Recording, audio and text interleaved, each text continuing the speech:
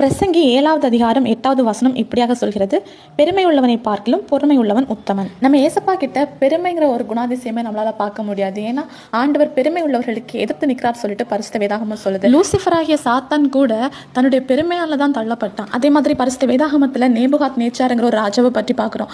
அவர் தன்னுடைய பெருமைனால ஒரு காட்டுல ஒரு வனவிலங்கு மாதிரி அவரும் வாழ்ந்திருக்கிறாரு. ஒரு மனுஷனுடைய அழிவுக்கு காரணமா இந்த பெருமை இருக்கு. ஆனா பொறுமையோடு இருந்தோம்னா ஆண்டவர் அந்த பொறுமையை கனப்படுத்துவாரு. நம்ம எங்கெல்லாம் பொறுமையா இருக்கணும்னு பார்க்கும்போது பேசுறதுல பொறுமையா இருக்கணும், உபத்திரவத்துல பொறுமையா இருக்கணும், இன்னும் ஆண்டவர் கொடுத்த வாக்குத்தத்தங்கள் நிறைவேறதுக்கு நம்ம பொறுமையுடன் காத்திருக்கணும். இன்னும் முக்கியமா இந்த கடைசி நாட்கள்ல நம்முடைய பொறுமை அதிகமா சோதிக்கப்படும்.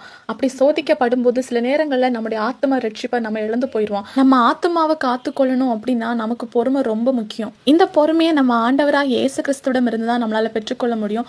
அவர்கிட்ட இருந்து அந்த பொறுமையை கற்றுக்கொள்ள முடியும். ஏசப்பாவுடைய சிலுவை பாடுகள்ல அவருடைய பொறுமை அதிகமா சோதிக்கப்பட்டுச்சு. ஆனா எந்த இடத்துலயும் ஆண்டவர் வாயை திறக்கல. அவரை சூழ்ந்து நின்னவங்க அவரை திட்டுனாங்க, துன்புறுத்தினாங்க. ஆனா ஆண்டவர் எல்லாவற்றையும் பொறுமையா ஏற்றுக்கொண்டாரு. நமக்கு ஒரு மிகப்பெரிய ஒரு பாடத்தையே ஆண்டவர் கற்றுக் கொடுத்தாரு. ஏசப்பாவை போல நம்மளும் பொறுமையா இருக்கிறதுக்கு நம்மள அர்ப்பணித்தோம் அப்படின்னா ஆண்டவருடைய பார்வையில நம்ம உத்தமர்களா நம்ம காணப்படுவோம். விசுவாசிங்க, அற்புதங்களை எதிர்பாருங்க. இயேசு கிறிஸ்துவின் நாமத்தில் ஆமென்.